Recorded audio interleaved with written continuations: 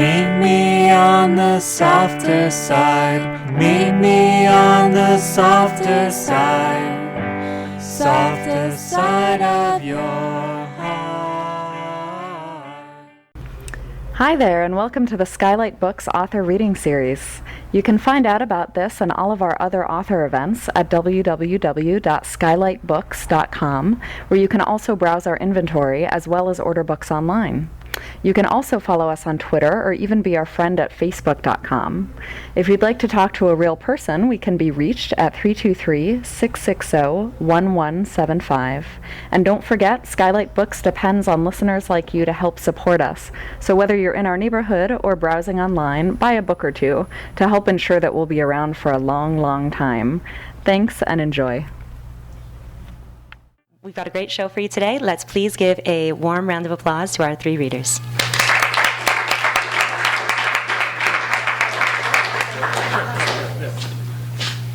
So, Laurie Ochoa is here. That's Jonathan's wife and also the co-founder of Slake. Hi. The culture editor at LA We Times. drove down from Comic-Con just now. So, yeah.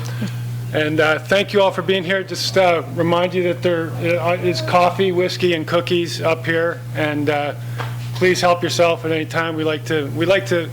Slake has a tradition of having the rowdiest readings that you could possibly imagine. This seems a little sedate right now, so I want everyone to get jacked up and have a good time. You know, this isn't a huffy, puffy, stuffy New York reading. This is LA style. So, you know. Help yourself. I just want to thank Tyson Cornell for getting the band back together for this afternoon. And also we've got some other Slake contributors here. And babies have been born since the last Slake, and jobs have been had and lost, and it's been good. So actually, some babies were born because of Slake. That's right. We have Slake babies. Yeah, we have Slake babies. They're not here right now, but anyway, that's Tyson in the back there with the hat on. He's the one who brought the whiskey. He chose straight from his bottom shelf, so, yeah. And he chose some of the pieces from the 4 issues of Slake, so we're very grateful. Thank you, Tyson. Yeah. I'd just like to say thank you to Tyson and Rare Bird Lit. If you don't know about Rare Bird Lit, it's an amazing local publishing house that Tyson started several years ago, and against great odds is really having not just a local but a national impact with some great work. And we were very honored that he approached us about putting together this great collection to as I think so that Slake's IBM number would have somewhere to go and live eternally in the Library of Congress. So there it is. And this was a Rare Bird Lit production, and we thank Tyson and them for doing this. So thank you. So, first up is John Albert, whom, as you know, was founding. You're not going to do it? Luke, will you do it? No, come on, Luke. Come on. Can we do it too? We have another Pulitzer Prize winner. He just happens to be Pulitzer Prize winner from Australia. He's a poet laureate of Australia. And so if you clap loud enough, maybe he'll come out and read a poem. Let's go. Luke. Luke. All right. This is Luke Davies.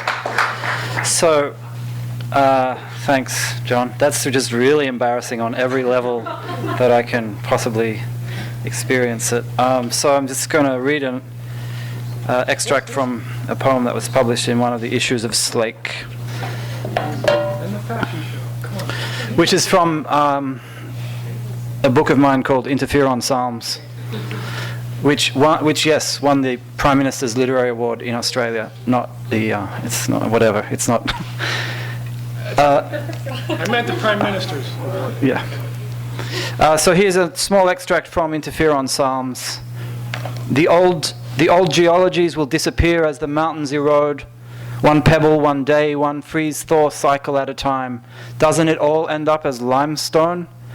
I had no idea how slow really was, since I was far more familiar with panic. In a Copenhagen summer long ago, she had said, "The day just passes so fast." Myself, I was thinking, life. The uplifts will pulverize to trace minerals one day. The nutrients will nourish the new world.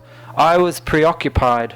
emerging into the interglacial from the glaciation of my distress. The present could turn so busy, I'd wake each morning, my blood mid-percolate, the day's hair triggers of desire and chaos hovering as always yet unborn, and some days it's all radio K-fuck blaring inside me, so I turn down the dial on that one, O God of hosts. And the red-crowned cranes float down through the menace. The world will be silent for thousands of years. The panthers and jaguars came in from the jungle. They prowled the bollards where the ships once waited, all buckled concrete and thistles now. When the sluices have silted and the rain broken through, the rain catch holes will disappear. The world will be silent for thousands of years. I thought sadness was the route to forgetting, but months later anger was like a detour, and the smog settled on the city and made the dusk a glory. So I praised Yahweh, saying, Holy One of Being, I am yours and my dreams are yours. All that remained was to get to the gym.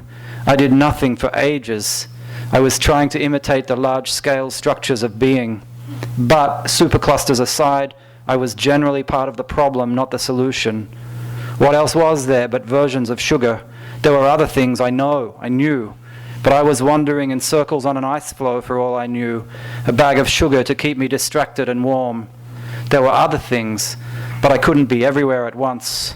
Purple asters split the pavement, sun-bleak loneliness of forms, I reveled in the solitudes. The petrochemical dodecahedrons which filled the air and rendered so pretty the dusks were pressed to the asphalt by the first rain in months. Thousands of years later they were well and truly absorbed into the soil, one might even say dispersed. I had had unfinished business in other combinations of molecules. It all came out in the wash. My blood was crawling with messianic impropriety. I was a plasma-electric hybrid. It gave me more staying power through the galaxy of my auto-disdain. Or love, I forget which, or loves. My heart was hot within me while I was musing, the fire burned. It was a pleasure doing business with my doubt. I was so satisfied with my eternal present, I had long since forgotten what hope was, but in a good way. Thanks.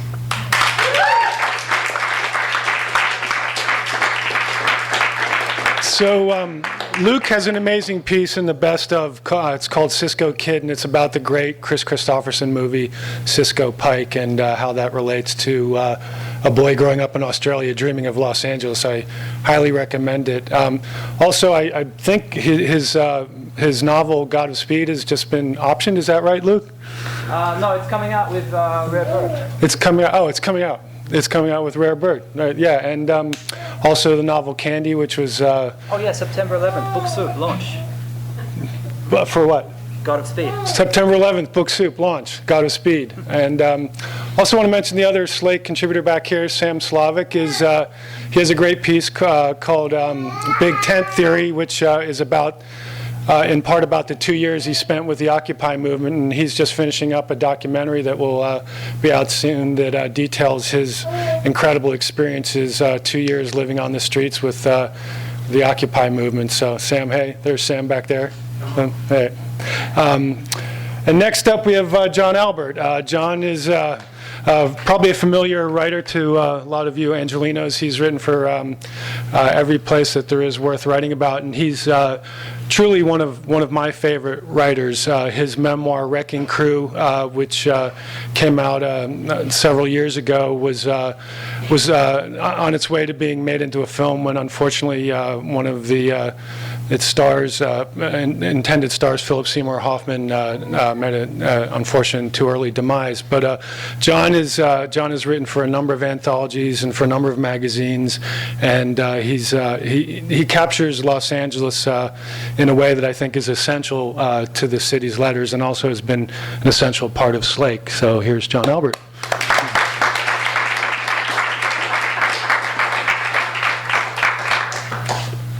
I want to thank Luke for doing that, as mad as he was for us throwing him up here. I want to say, when Joe sold his house many years ago, he said, he asked me, we were walking through Elysian Park, and he said, well, I could invest my money, I could buy another house, or I could start a literary anthology. And I said, well, you're probably going to go broke anyways, so just do the literary anthology. And it is what it is. anyways, thanks, Joe. It's been a good effort. And one of the things I'd say about this is, like, it's brought a sort of a sense of community. I mean, a lot of, like, I know Luke, we all know one another, and it's been really nice. And I love a lot of the stories in this. My story is about, sort of about the band Van Halen, but it's not. It's about Los Angeles and growing up in Los Angeles. And one of the things I always think is, like, that music is sort of more about a time and a place and a context. And, like, you know, whether you like the Beach Boys, they sort of show, you know, the changing sort of culture of Los Angeles. And Van Halen did that as well. In a particular time that I was growing up, which was they, like, sort of captured this suburban rock scene, and as it ended, and you know, sort of became like punk rock and then a whole nother thing. So anyways, I would talk to Joe about Van Halen, and he said write something about it. And it doesn't mean I'm a huge Van Halen fan, although I like them a lot. But, you know, it's about something else, so I'll just read it. And this is my son here. Can you hold him up? So if I suck, he's still pretty great. And he can make noise when I'm reading. It's fine.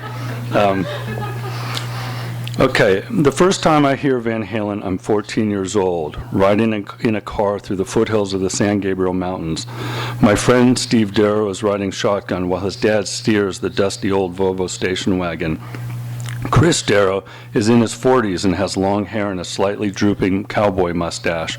In the 60s and early 70s, as a member of the Nitty Gritty Dirt Band and an obscure but influential group called Kaleidoscope, he, along with Graham Parsons, Linda Ronstadt, and others, forged what became the classic California sound.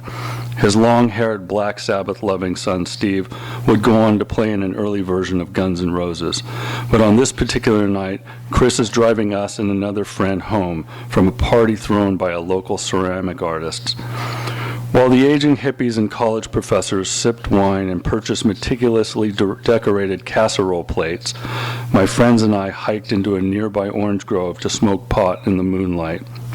As the car heads home along Baseline Boulevard, passing the silhouettes of orange groves and vineyards, the three of us are still incredibly stoned and no one is talking. Someone turns on the radio. It's tuned to K-Rock, a small independent station that has little in common with the corporate behemoth that it would become. In 1978, the station broadcast a strange mix of surreal sketch comedy and new music across the Southland. A show called The Hollywood Night Shift riffs on barbecue bat burgers and downhill screen door races.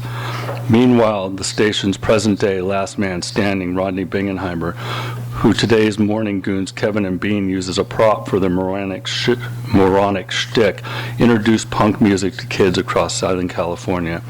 By this time, my friends and I have already fallen under the sway of raw and new sounds emerging from a ripped and torn, safety pin-adorned England. As we cruise along Baseline, I have no idea what's on the radio. I stare out the window into the passing darkness with a hazy, Mexican weed-induced tunnel vision. Then, suddenly, this extraordinary sound from the car's stereo snaps me back. Steve reaches over and turns up the volume. It's guitar playing, but not like anything we had heard before. Until this very moment, the reigning guitar heroes had been English amateur warlocks, such as Jimmy Page and Ritchie Blackmore, playing sped-up, bastardized versions of the American blues. But this is faster and weirder. Toward the 1-minute mark, the playing veers into a completely uncharted territory, and the final 42 seconds sound like gypsy jazz legend Django Reinhardt on CIA acid. It is a style of playing that will so dramatically alter the musical landscape that 30 years later it will sound normal, even rote. But in 1978, this burst of unabashed virtuosity and noise, something we'll later learn is appropriately called eruption, earns unexpected respect from 3 punk rock children and 1 middle-aged country rock musician. As the whole thing reaches a frenzied crescendo of undulating distortion, the 4 of us start to laugh. Until that is, the distortion immediately segs into a revamped version of the Kinks classic You Really Got Me, rumbling through the car's little speakers. This is not hard rock as we know it. No high-pitched operatic wailing about sorcery and Viking lore. With no visual reference to go on, it seems as if to have as much in common with early punk as bands such as Led Zeppelin and Rush, except, of course, for the crazy outer space guitar solo. In retrospect, this makes perfect sense. Before it became one of the biggest bands in the world, Van Halen routinely played on bills with pre-punk bands like the Runaways, the Mumps, and the Dogs. When the song ends, Steve's dad, who may or may not have been stoned as well, just nods his head and says, "Far out." It is a soundtrack to a world that doesn't exist anymore. I know because it is the world where I come from. Van Halen had been playing the suburbs east of Los Angeles for several years before we heard them on that radio that night. In fact, the previous year, Peter's diminutive science teacher mom, who, when speaking, tended to coo pleasantly like a pigeon, unwittingly supplied Van Halen with several bottles of bourbon and tequila. The occasion was the band's appearance at a show on the local college radio station hosted by Peter's older but still underage brother and some of his friends. Following 70s rock etiquette, they felt it only proper to provide the band with alcohol and other recreational substances. I remember this because my friends and I had been coerced into distributing flyers announcing the band's appearance on the show. Most of our peers glanced at the crudely rendered image of a young David Lee Roth flaunting his soon-to-be legendary chest pelt and bulging package and simply tossed the flyers away. A lot of those same kids would several years later pay large sums of money to see the band headline the massive Forum in Inglewood. In the years leading up to the record deal and worldwide fame, the internet was still science fiction, and the only video game widely available, Pong, mimicked the ping pong only without the riveting excitement and health benefits. As a result, kids were primarily focused on two things, rock music and getting wasted.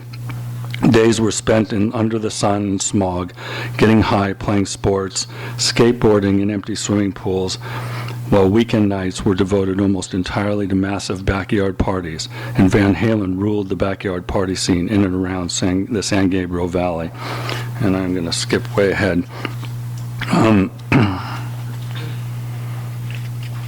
Let's see.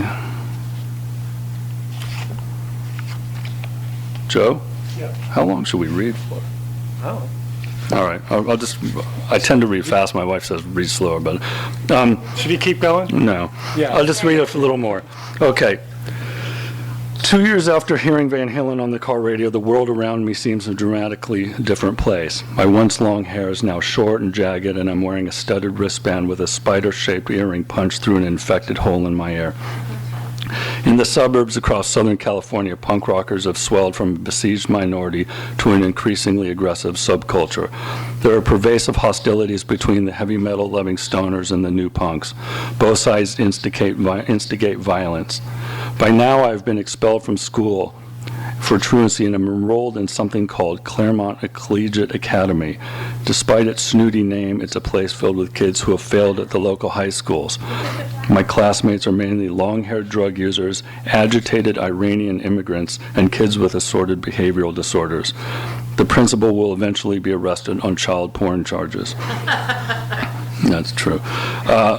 During one lunch break, I stroll into the school parking lot and am greeted by the pounding tribal drums of Van Halen's latest single, Everybody Wants Some, blasting from the open doors of a huge four-wheel drive truck. Two very attractive teenage girls stand on the truck's roof dancing to the music. Both are outfitted in tight, shimmering spandex pants, halter tops, and moon boots. They bump their perfectly shaped asses together and sing along with David Lee Roth. Everybody wants some, I want some too. Everybody wants some, how about you? As I walk by, a girl with feathered blonde hair points down at me and sneers, seductively singing, Everybody wants some, baby, how about you? I do. A week later, I end up ditching school with the monster truck's down jacket-wearing owner and the two girls. We drive into the nearby mountains and sip Southern Comfort and smoke pot. The girls tell me that Van Halen singer David Lee Roth is a super fox and they desperately want to fuck him. I'm sorry, son. On the drive home, I'm in the truck's back seat making out with the blonde girl. Her lips gloss taste like raspberry candy. I caress her nipples through her shirt and eventually slip a finger between her legs, which seems like a monumental achievement. I stop when I realize she has fallen asleep. It's not my fault. A few days later, she pulls me into an unoccupied dark room between classes, and we fondle one another again. After several more brief flirtations, the pull of our opposing camps is just too much, and we eventually stop talking. A year later, I run into her at a local hamburger stand where she works behind the counter. She hands me my food and waves me off before I can pay. And several years back, I caught Van Halen's show at the gleaming new Staples Center in downtown LA, anticipating a heartfelt homecoming. Instead, I get a slick, entertaining professional rock show. There are no missteps, but little, if anything, seems spontaneous. Then leading into the song Ice Cream Man, Roth stops and delivers a monologue. I later learned from watching videos online that it's pretty much the same speech in every city. Still, it has a particular significance in Los Angeles, mere miles from where it started. The suburbs I come from, the suburbs, Roth says to a cheering crowd, you know, where they tear out the trees and name streets after them. I live on Orange Grove. There's no Orange Grove there. It's just me. In fact, most of us in the band come from the suburbs, and we used to play the backyard parties there. I remember it was like yesterday. Not long ago, I'm at my parents' house in those very suburbs, visiting my dad, who is slowly dying, his body wasting away. After leaving his house, I stop for gas. As I stand at the pump, a tall, disheveled man approaches me. He begins to ask for spare change, then stops and stares at me. After a moment, he says, my name. I look back blankly and he awkwardly introduces himself. It turns out that we grew up together. The once handsome and talented athlete had been drinking hard and using cocaine, and his life had unraveled in dramatic fashion. The last I'd heard, he was living behind a local bar in an abandoned camper shell, but was asked to leave for having too many guests and making too much noise. I asked how he is, and he just shakes his head. I take out my wallet and offer a 20, which he refuses. I insist, and he eventually palms the bill and slides it into a pocket. After some strained small talk, he asks for a ride to a friend's apartment, and I reluctantly agree. The two of us drive through the streets of our shared childhood in awkward silence. The orange groves have long since turned into a sprawl of tract housing and circuitous dead ends, both literal and figurative. I turn on the radio and scan stations and eventually stop on Van Halen's classic Ain't Talking About Love. I turn up the volume.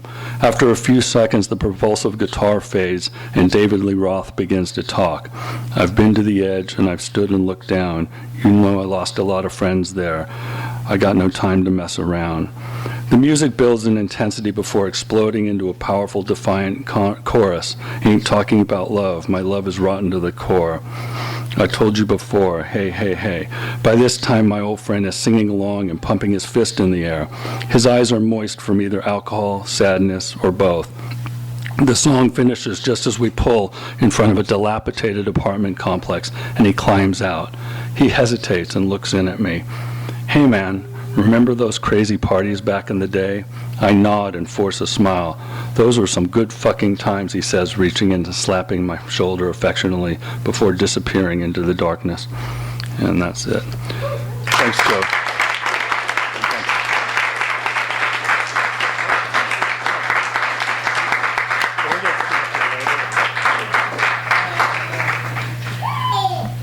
I love that piece. And that's, John's piece is one of the reasons we did Slake, because there's so many different ways to tell stories about Los Angeles.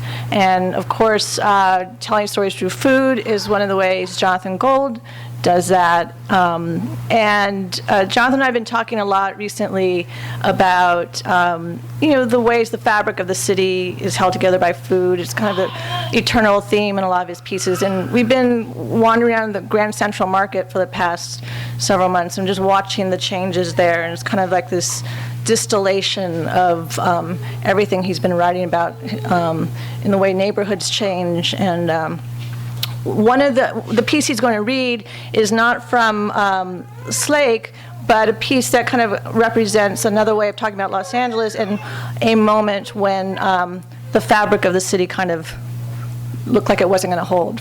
So, Jonathan.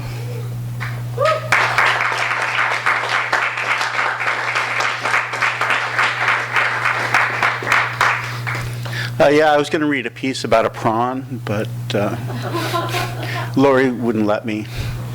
It was really quite a good piece about a prawn, too, but you'll hear it some other time. It was alive. Then I ate it.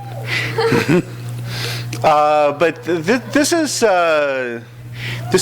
an older essay written the week after the riots in 1992, and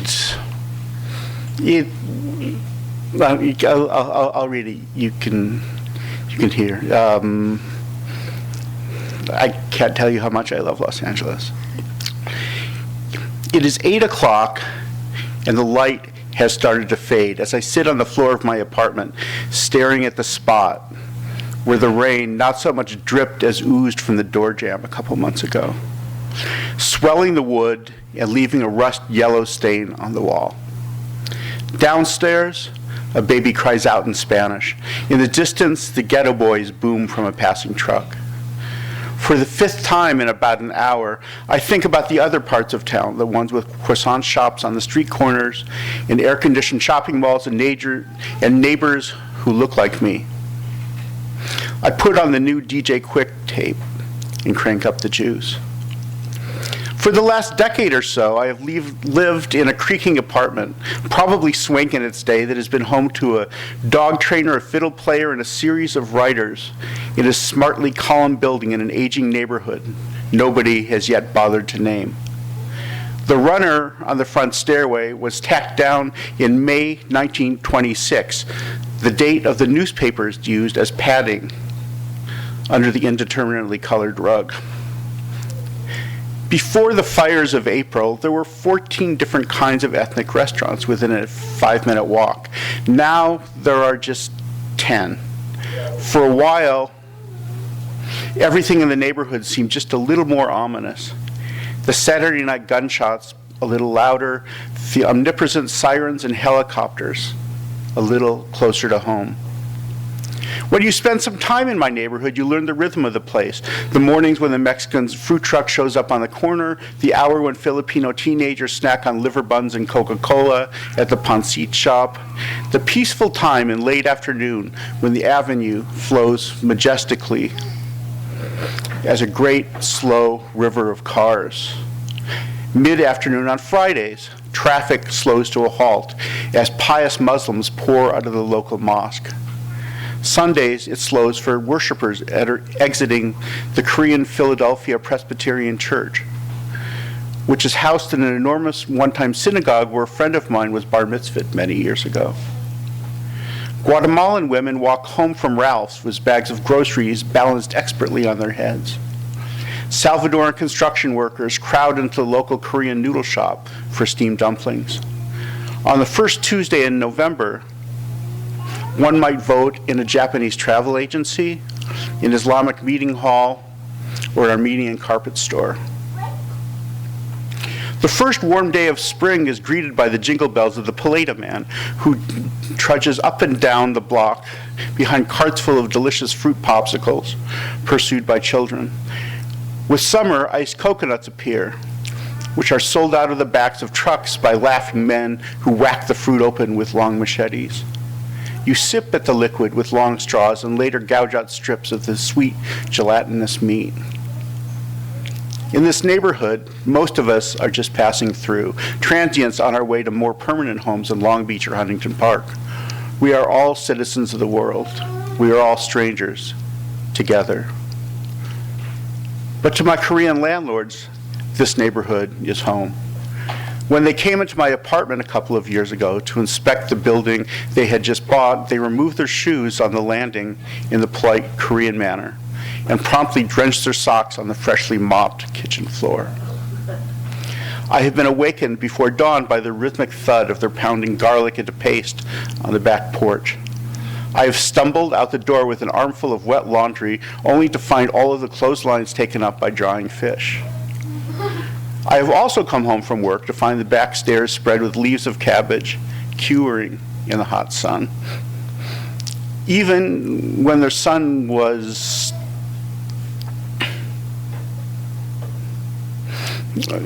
shot a half-mile south of here, there was no questioning of their sense of place. The landlords keep to themselves, and so do I. I often wish that they would invite me over for dinner.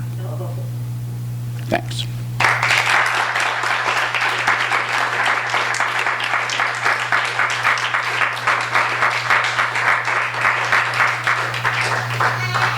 Thank you, Jonathan. So, if you can't pick up all 4 issues of Slake, and I know you can't because there's only 2 of the issues here, I think there's only issue 3 and issue 4 left, maybe 1 issue 2. Pick this up. It's great summer reading. You still got a little bit of summer to enjoy, and it's handy, it's portable, it's better than carrying 4 books around. So, it's a great summer read right there. So, the authors will be available afterward to take your questions if you have some for them, and I'm sure Tyson will avail himself for you as well if you would like to ask him some questions about what it means to run a independent publishing house in Los Angeles. And our last reader, I first got to know, I don't know, it was probably 2003 or so. I'd seen her do a one-woman show. She does a lot of, she does some great one-woman shows. I shouldn't say a lot. That would mean we'd be expecting you to come out with one like every month. But I can do it. She can do it. What was the one with the jail? What was the jail? It was so impacting you can't remember the name. Bust. Yeah, Bust. Bust. Okay, it was Bust. And then she did a woman trapped in a woman's body. And I was so taken with her performance. It was at the Red Cat, I believe, that I saw her. I came back to Laurie, for whom I was working at the LA Weekly, and I said, oh my God, you've got Lauren Weedman, blah! Like, I just kind of went crazy. And she let me do a cover story on Lauren, and we got together and had dinner, and I got to know her, and she's not just seriously one of the most talented, funny, smart, incisive performers and writers that I've known. She's also a wonderful woman and a lot of fun, and has become a good friend, I'm proud to say. Her current show is Looking on HBO. You may have seen her in Big, right? Wasn't it Big? What's that? Sure, with Tom Hanks? Yeah. I'd love to have been. No, what was this show with the guy with the big dick? Hung. Oh, Hung. Sorry. Hung. Yeah. Why am I blushing? So yeah, and she's fantastic, and she's going to read from her contribution, which was in the issue number 2 of Slake, which if you can't find, you can find here. Ladies and gentlemen, Lauren Weedman. Oh my God, what a nice intro. Thank you. And also, it's hard when somebody else considers you a friend and you don't have the same feelings the other way. That's okay. That's all right, as long as you think I'm a friend. Being generous. Yeah, no, I'm just like, oh yeah, you're one of my closest friends. Okay, I'm going to start my time because I don't want to go over 35 minutes. I'm just kidding. No, all right. I forget what this, okay, doesn't matter what it's called. Don't worry about it. Just the whole book. It doesn't matter this individual one. It's part of the bigger picture. My boyfriend David is organizing his sock drawer when I say to him, it just hit me that if we end up staying together, you're going to go down in history as the love of my life. I lean back and I position myself on the bed. I fan out my skirt. I fluff my hair. So when he turns around and says it back to me, I'll look worthy. But he doesn't follow the script. Instead, he says, "Aw," like he just saw a little baby bird with hearing aids.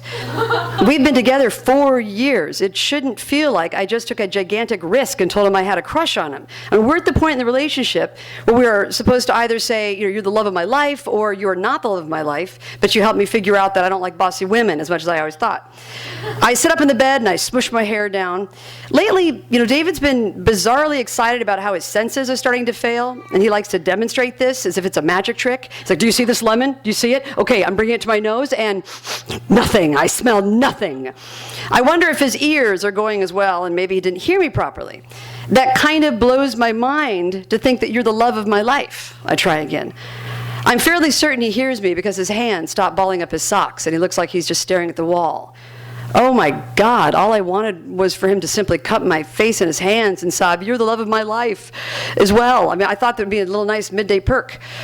True, I'm probably fishing for a little reassurance since this evening we're going to dinner with Jessica, an old friend of David's, who I find completely petrifying. Not only because she's a yoga healer person with whom David always makes time for long walks when he visits her hometown of Seattle, but because she did massage on Hannah, David's wife, before Hannah died of cancer 9 years ago. I've never met Jessica, but I did get a sense of the intimate nature of the relationship when I once overheard her on the phone telling David, "I miss her hair, don't you?" And for half a second, I thought, she's never even seen my hair. And then I realized that they weren't talking about me, and I knew that I'd never be invited on one of their walks. Jessica is in town for an acupuncture conference, and we're going out for Indian food. And now that I've thrown the "you're the love of my life" ball to the kid with no arms and watched it bounce off his head, I'm not so hungry. The naan has barely hit the table before Jessica reaches over and gives David a little massage he squeezes. "Oh, hey," she says. "Thank you for visiting me in my dream the other night. It's a really fun place to see you." The only tough part was waking up. A piece of curried cauliflower pops out of my mouth. Did she miss the bit where David introduced me as his girlfriend? Am I so far from the type of woman that she imagined David being with, so polar opposite of his wife, that she's making a move on him right in front of me? And I'm sure David must be as irritated by her new age hooker talk as I am, but wow, that's so cool. He jumps right in. "I wonder if your dream happened while I was meditating, because I can go to some pretty deep places. Wouldn't that be wild?" Ugh, here we go. David is the most stressed out meditator I've ever seen. The first time I saw him meditating, I thought he had a migraine. He was rocking back and forth to help the nausea pass. If he's in the middle of his daily 20 minutes of getting right with the universe, he hears me in the kitchen, and he hears me in the kitchen, he'll call out, "Are you making popcorn?" But he keeps his eyes closed and yells in a whisper voice, so it still counts as meditation. Plus, David always seems tenser after meditating. Like meditation is just uninterrupted time to go over whom he's angry with. His eyes pop open when he's done, and he'll be in the middle of a fight he started in his head. "Yes, I did tell you I was selling that bookcase on eBay. I know I did. I'm positive I told you that." "Go back in," I always tell him. "I don't think it took." But at the mere mention of meditation, Jessica scoots her chair closer to him and asks, "How are you, David? I mean, how are you?" Usually, when I ask David how he is, he acts like it's a trick question and he panics. I don't know, what do you mean?" But when Jessica asks, his response is immediate and graphic. "Well, actually, sorry, I had a little blood in the stool." And he practically yells this while I'm trying to enjoy my chicken tikka masala. The blood in the stool apparently is like a mating call for yoga people, because Jessica practically humps the table leg when she hears this. "Oh my gosh, oh David, the rectum is a warehouse for unresolved emotions." Oh my, like grief. And I have to break this up before she just jams her hands down his pants. And it's fine. I tell you, he's fine. He got scraped by an angry peanut or something, I say. And it's true. He's really fine. But for some reason, David has forgotten this when she starts discussing how she'd love to do some work on him. "It would be pretty intense, David, but if you trust me." When we get home, I can't shut up about it. "So when do you get your taint massage? You excited about your taint massage?" But David's having none of it. In fact, he asked me to bring it down a notch and explains that Jessica may have come off as a little loopy, but she is a wonderful person who was very important to him during the most intense period of his life. And not to mention the fact that she helped Hannah manage a lot of her pain. And Jessica is a mock-free zone. Not being able to make jokes clears space in my head, which is unfortunate because I get hit by a huge realization I don't want to have. David can't tell me I'm the love of his life because I'm not the love of his life. Of course I'm not. How stupid of me to even ask. Hannah, his wife for 13 years and mother of his only child, is the love of his life. In fact, if the two of them ever discussed David moving on after she died, I would hope he told her, "I will try to be happy for my sake and for our son Jack's sake, but you will always be the love of my life, no matter what." He probably assumed he'd be safe in his next relationship if he chose a partner who'd be fine with not being someone's ultimate. But since he couldn't get his first choice, an illegal immigrant, he settled for a self-hating actress-writer. 2 weeks later, we're on the bluff overlooking the ocean by our Santa Monica apartment. Tomorrow, I leave to do a play in Pittsburgh for 6 weeks, and I'm in a horrible mood. I go on tour a lot, and this past year I've been to New Jersey, Idaho, and Virginia, all the hot spots. Normally, I enjoy missing David when I'm away, but this time I decided that I'm going to break up with him as soon as I get back to Pittsburgh, or as soon as I get to Pittsburgh, or right before I come back. My therapist is right. For someone with huge, fucked up family issues, I've put myself in the worst possible situation. I'll never be a wife or a mother because those titles have already been taken. I get it, but I need more. So I'm going to go do a show in a new town, be a big hit, feel like a big star, ride that confidence into the breakup. Plus, I'll use the money I earned to move out. I hate to spoil the ending. That doesn't happen. Okay. Jesus, the ocean bugs me. It's so endless, I say, trying to provoke David, who is distant and doesn't seem to be making any effort to have a romantic last day together. I shove some salami in my mouth and try to say something positive so he doesn't suspect what I'm planning. I guess there's one good thing about living here. That homeless guy keeps taking a shit right by our cactus, and now it's started to bloom. David's eyes are closed, and he says nothing. To me, anyway. But in his head, I'm fairly sure he's saying, "Don't worry, Hannah. She's almost gone." It's the first night in Pittsburgh, and I'm listening to a girl sobbing in her car. The only words I can make out are "no" and "why." It's been going on for so long, I've started to sing along with her the way you do with a car alarm that won't stop. No, why, no. There's also the occasional sound of throwing up and beer bottles being thrown. By the time it starts to get light out, I'm lying in bed thinking, forget this love of my life shit. I just want a warm body next to me. I want to stay in bed and eat smushed power bars. But I think about how if David were here, he would get us out the door and looking for a little Pittsburgh joint to have breakfast. So I set out in his honor, but I forget the most important rule of exploring a new neighborhood. Stay away from the streets that are littered with beer cans, crusty throw-up, condoms, and dead baby birds. Well, I see 2 dead baby birds, which seem like 1 too many. It's the morning after on Carson Street. It's the city's biggest party stop. The only joint that's open is Schultz's Market. When I walk in, I miss the dead birds right away and the dried throw-up. The market is what my friend Allison would call an ice cream and porno store. I don't see any porno, but I feel it. And then I describe bad porno. That doesn't seem necessary, Joe. That should have been edited, I think. Bad porno with the women who are missing a few fake nails and are slightly bruised on their cellulite, where it's easy to bruise. So unnecessary. Sorry. Later, the people at the theater tell me, "Oh gosh, don't buy anything from Schultz's. They make their own meat." I have an early interview with a local newspaper to help promote the show. I'm excited because this means the press and the fame and the good vibes are going to start now, but I can tell the reporter hates me immediately. Everything I say and I do somehow screams Los Angeles to her. When I tell her I'm from Indiana, she says, everybody in LA is from somewhere else. I get it. By the end of the interview, she has me so pegged as typical LA that I should just start rollerblading in my string bikini and ask for a Red Bull and a cigarette and some chopped celery so I can have an illusion of eating.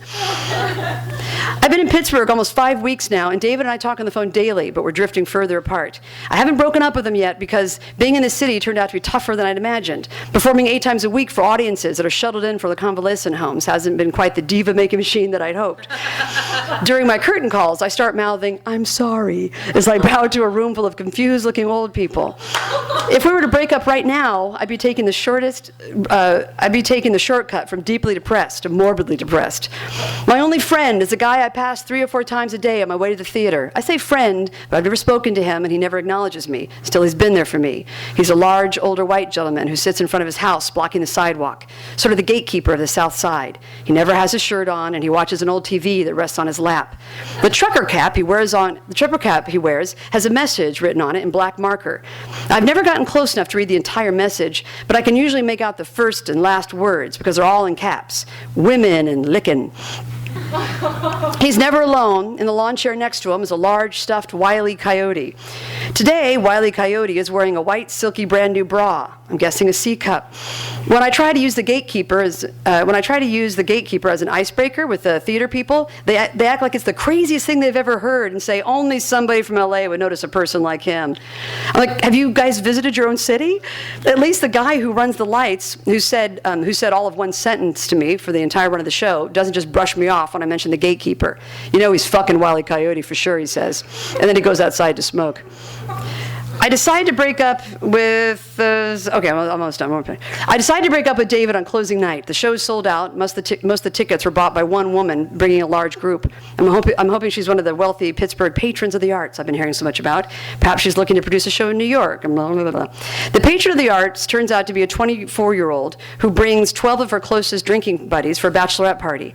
Apparently, she thought the show Bust would be a madcap comedy about boobs. It's actually about my experience volunteering with women in the LA County Jail. The bachelorettes have been out drinking since 11 a.m. They sit in the middle of the theater and spin their lit-up whips and yell, woohoo, whenever they think the show's gotten even remotely sexual. Like when a woman who's been arrested for prostitution reveals that she's been molested, woohoo, and twirling whips light up in the audience. When the prostitute character gets released from jail, I hear one of them drunkenly whisper, this isn't like ha-ha funny. I have to pee. They all click their way out on high heels and take a group of men from the front row with them. In the dressing room after the show, the house manager apologizes for letting the drunk women in. You know, when I saw that one girl sucking on that penis straw, I thought, uh-oh. My phone rings. It's David. And then, that's it. Thank you. That's it. Oh, I know. What happens? Thank you.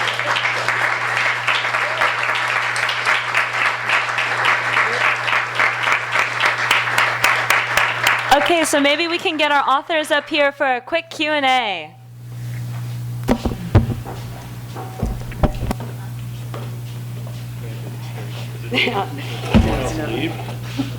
Did he go? He should have to sit up here. I don't think. Thanks, Luke, for jumping in there. Thank you, Luke Davies. Let's hear for Luke Davies, John Albert, Jonathan Gold.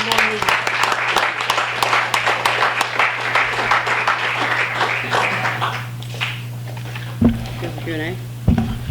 He's got a question. Anybody? And what are you doing here? I was just captivated in a book on sale on cocktail napkin origami. Let's bring that up front. Things I never knew. When you wrote that article about the LA riots, where were you living at? I was living near 3rd and Vermont.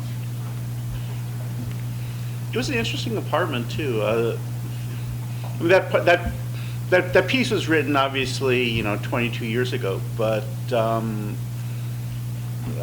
two editors-in-chief of the LA Weekly lived there, 2 Pulitzer Prize winners, no, 3 editors of the Weekly, right? No, anyway, it was a place that writers went in and out of for a while. It's fun. Have you been back in the area and has it changed well, it's I've been through it a lot, and I've written about things on that block. But it's always different when you live in a place and you experience the rhythms and the light and the sound of the people going by than you do when you're just passing through. How did it end? How did it end with David? Well, I just signed divorce papers yesterday. That's it. Oh, thank you so much. It's an amazing support group. Well, no, in that story is that we end up, his son crashes my car, and then we end up being a family within the court system for a while to help his son get out of juvenile detention. So yeah, it gets a bit more. She just read the intro. Yeah. I thought it was a novella. I thought it was a story. It is. I know it feels novella-like, doesn't it? You're like, it must be much longer than if all those things happen. No, I just squish them in really quick at the end because of word count and all. No, they're all short stories. They're all essays, right? So you should consider them or whatever. Short story. Yeah.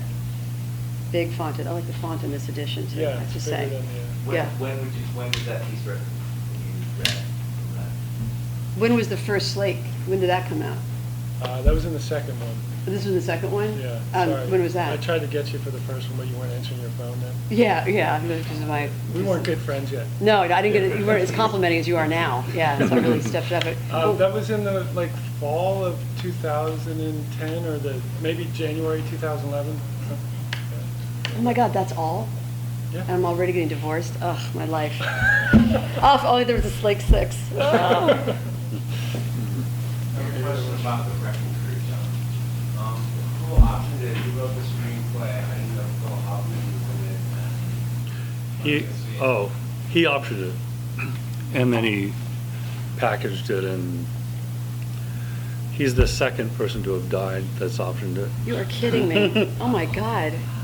I don't take that personally, but I think it's... That's intense, though. Yeah. Who was the first person? It was Ted Demme? Ted Demme. Oh, wow. Yeah. He optioned it and then did a bunch of coke and played basketball and had a heart attack. Yeah, it's unfortunate. I mean, Phil Hoffman I liked a lot. So, I mean, it was sad beyond my small needs, you know. So, anyways, it'll get optioned again. It's been optioned. That was like the 7th time. So, who knows? You know, but that was sad. Yeah. John, do you have any intention to write another book at this point? Occasionally, but that opens up a bigger discussion, which you know we can talk to Joe, Laurie, and Tyson about. I mean, it's if one has to earn a living, writing a book is a tough way to go these days. Yeah. So I mean, I do write for a living, but writing a book is probably the hardest thing to do. You know. So maybe. You know. Did you have a question? Yeah, a lot of music history occurred in LA, and I think it's really interesting, especially with the street movement, where writers are coming out now writing books about not really being able to play instruments and reflecting on the area you write about as being one of the musicianship. Do you have any feel for the contribution of that period in music, as well as what came after, in that whole continuum of the history of LA music? You know, I don't know. I mean, I was part of the punk scene, which, you know, I guess people couldn't play instruments, but I don't really look at it, the importance of that, as anything musical. I mean, it was an aesthetic movement, and it was fun.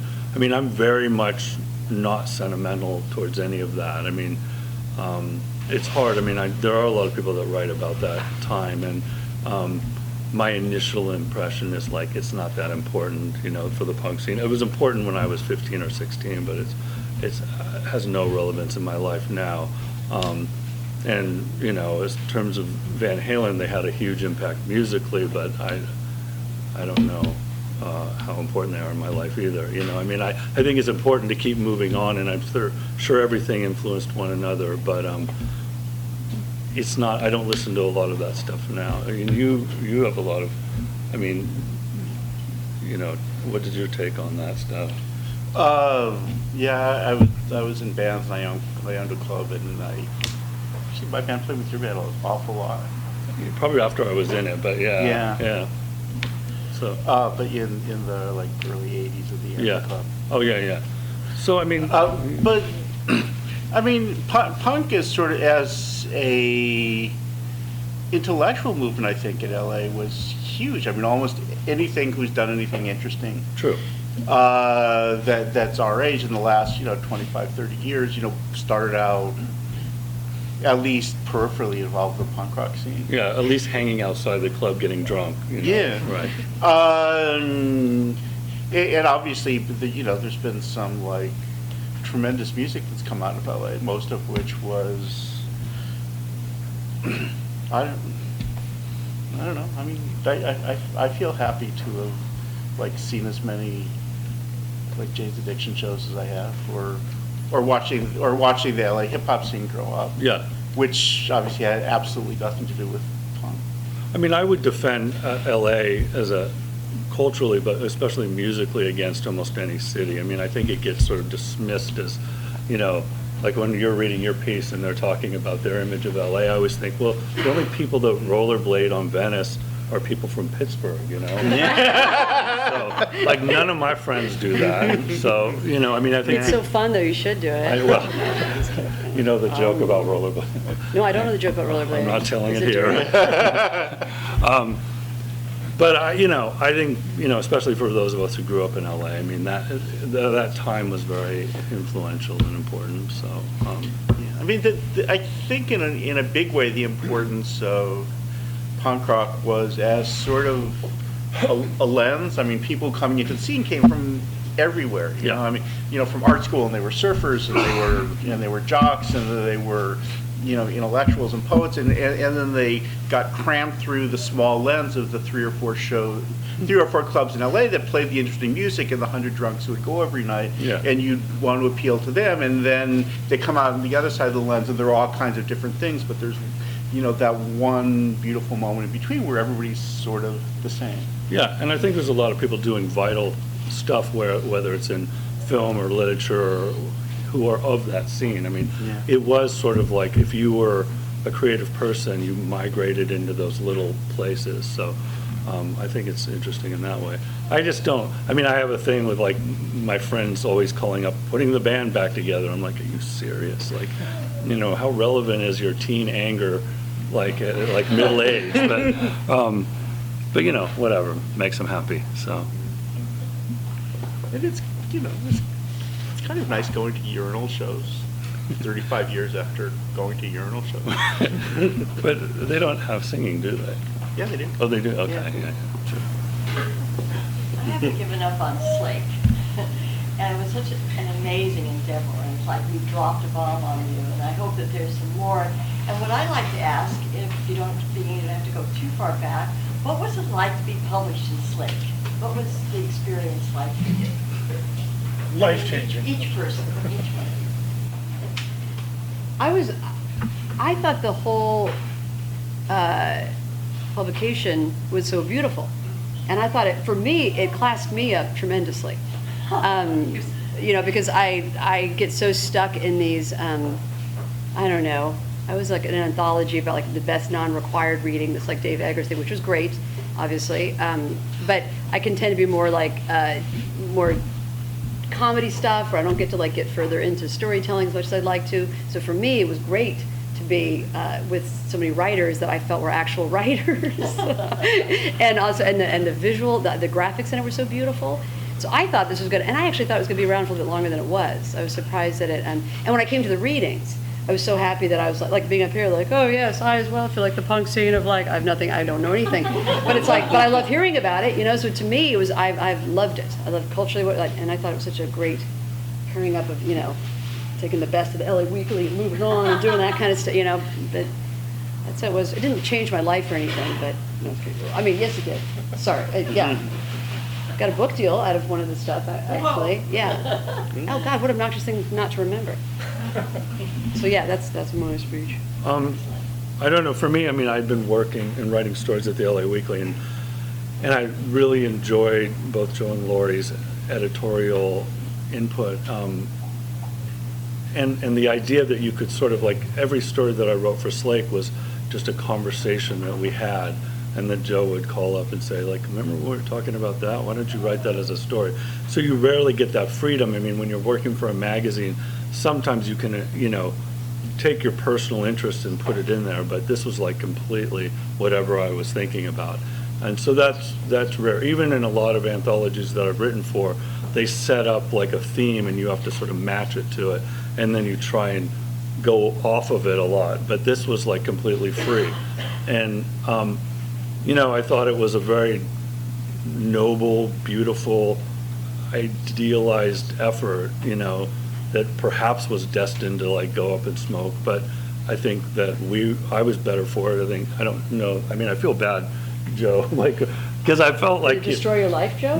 No, but I mean, he did. That was literally true. He was I sold my house. What should I do? Like nobody would say like, put out a literary anthology, but I think that it was a really noble thing. So I'm happy to have been part of it. And I'm probably the wrong person to ask about this, because when Slake started, it was as if like Laurie had adopted another child without asking me, to which she proceeded to give 20 hours a day of care, 7 days a week. And so writing for Slake was the end of a process that basically went, have you written the piece yet? How about the piece? You're going to turn in the piece today, right? How about the piece? No. You have to write the piece. No, but what about the piece? Write the damn piece. And you can imagine this going on for 3 weeks, and then I guess what publishing in Slake meant was that I didn't have to hear about it until the next issue. So it wasn't a planned pregnancy. No. It was a Jonathan, surprise. The story about the prawn that you were talking about, was that the one where you almost choked to death on the live prawn head? Oh, no, that was another prawn story. Looking at you, right? Yeah, it was looking. I mean, I did some version of it for This American Life a few years ago. For some reason, they used to play it every year on Thanksgiving. Like, I guess because the story for some reason began with the chicken. It's hard to get from a chicken to a prawn, but Ira is a very good editor. What's your take on Grand Central Market after having to walk through it? And I guess all of these, since it is kind of representative of changing LA. Well, it seems like I've spent my entire life there, right? And the woman who owns it, Adele Yellen, who's been a very good custodian of it for really since the late 80s, I think, decided that since downtown is not what it was in 1988, that she was going to update the market. And it became interesting. It's like, oh, there's a place where you can go to have chicken rice. Oh, there's a cheese counter. And instead of like looking at this grisly meat, there's a place that sells fairy dust roasts that have been literally raised on flowery grass in the shadow of Mount Shasta. That happened to sell for $27 a pound, but it was you can finally get great coffee. And then I think the point where I started to get alarmed was when the guy who had been selling really, truly awful ice cream for the last 20 years was pushed out for a stand selling kombucha. And it was clear that the market was for different people now. I mean, it changes with every generation. The average income downtown, family income downtown is like well over six figures, and it's different from when, everyone we knew down there was living Gorky's. And living in lofts with pigeons flying through the windows. It's neither good nor bad, it just kind of is. But the coffee's really good. Yeah. My opinion on it is just like a food court to me now. I mean, I'm not interested. Yes. Are you going to get married again? Oh, God. Can I talk about my weight maybe first? No, I don't think so, no. Why, do you have somebody in mind? Let's see a picture. You signed up for Tinder yet? No. Oh, yeah, Tinder. Yeah, in fact, all I'm doing is swiping on everybody right now. Like, swipe. Yes, no. Yeah, no. Tinder, like Grindr. You don't know Tinder? This baby thing's really got in the way of your progress out there. It's a dating thing. It's like, for straight folks. Oh. But it's not like Grindr where there's like somebody in the bushes waiting for you. It's getting there. Maybe. I mean, my experience is not like that. Like, there's not. It's much classier than that. Clearly. Anybody have any questions for Tyson, who's back there and getting loose with his own whiskey? I'll be around. Well, Tyson, what is it like? Well, it's an amazing experience to be able to work with these people, get up every day and feel like I have to do a real job. So it's a real honor. And I'm still eating. So what are your thoughts about Amazon? On Amazon, I don't know how to get started on that. But, I'm pretty critical. I hope you're happy. Well, thank you guys for coming out, and thanks Tyson, thank you Skylight, thanks Luke for stopping up. Thank you, Laurie.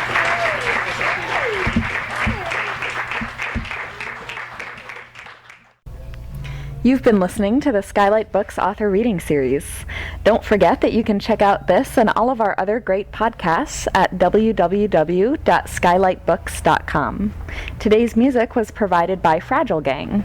You can check them out at MySpace, Facebook, and the iTunes Music Store. Thanks for stopping by, and we hope to see you soon.